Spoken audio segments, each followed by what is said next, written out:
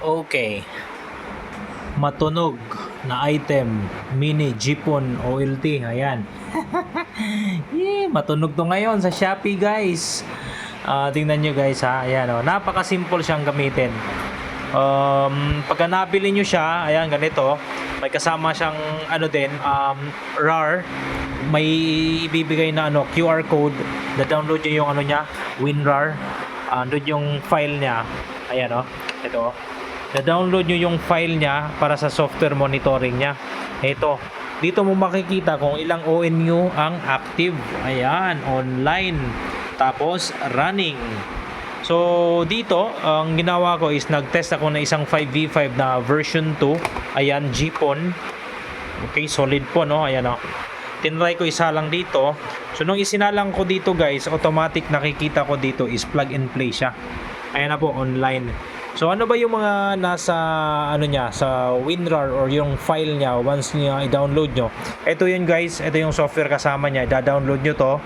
Once na-download nyo, install nyo sa inyong computer. Tapos meron pa siyang isang software, ayan, Wireshark. Ito i-install nyo rin dito sa ano sa inyong PC, laptop para ma-monitor nyo yung ano niya, yung local network. So sa ngayon is green siya, active. So wala tayong problema na ito. Itong buksan natin itong ano niya. So ito, pagka nabuksan nyo, guys, ito halimbawa isang modem. Pag naglagay ito yung panibagong modem, activate naman siya dito. So by default ng software, ayan na, by default ng software 15 lang ONU yung ano niya, display sa graphic user niya. 15 lang nakalagay. Pero anyway, dito sa gilid, oh, ayan, lower version, lower left, pwede nyong ano, palitan yan, guys. 16, mayroong 32, mayroong 64. So syempre, in my case, ang kaya nito kasi isa lang to, isang mini Jeepon OLT lang, ayan, oh, 32 ONU. So gagawin natin, select natin into 32. Ayun, pag naka 32 na siya na option, dito sa graphic user niya, magiging 32 ONUs naman siya. Ayun, no, 30. Hanggang 31 lang kasi nga kasama si 0.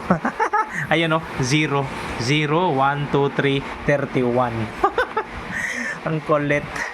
So, syempre, kung halimbawa may dalawa, gawin natin 64, magiging 64 din yung ano niya, portal or graphic user niya. Ayun, no, last digit 63 plus 0 sa taas, yan. Online tayo, guys, online, yan. So halimbawa pagka ano nyo, pagkakasa nyo or paglagay nyo dito sa ano, sa mga uplink nya, ayan, screwin nyo lang na ilaw to, etong FX, ayan, oh, nailaw. Kasi one time na encounter ko nung nabili ko to, hindi siya nailaw. Kaya hindi na detect yung ONU, hindi buhay yung ano, yung mismong OLT niya kasi nga hindi na ilaw yung FX. So ni-refresh ko lang siya, binunot ko yung supply niya, binalik ko, ayun, nailaw yung FX niya. Tapos dito, dapat ang gagawin natin dito sa may option sa lalim mo, ito. Check nyo kung ano yung ether port, ano yung port na ano, stop ko na natin, guys, ha. Ayan, na-stop ko na. Ito yung stop. So may drop down arrow dyan, pindutin mo yan. Tapos lalabas dito maraming options. Merong sa syempre local connections, sa Wi-Fi, yung sa PCI Ether port niya. Ito yung PCI port, Ether gigabit.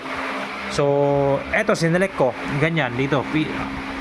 Ether Realtek PCIe gigabit family controller. So once na select ko na yon, click mo yung dito, ayun sa lower right, magi-green light yan, guys. Pag na-detect na niya yung hardware, lalabas dyan is running.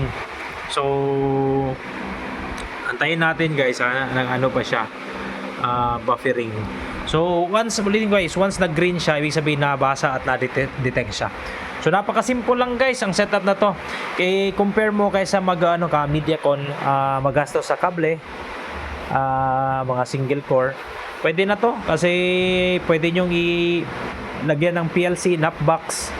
Tsaka at the same time, pagka may maintenance, isang power supply lang. Ito lang, yung 5 volts niya yung papalitan nyo. So not bad. So yun, guys, short video. Hanggang dito na lang. Another day, another video, another upload.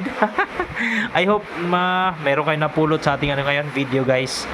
So hanggang dito na lang. Till next time. Peace out. Bye.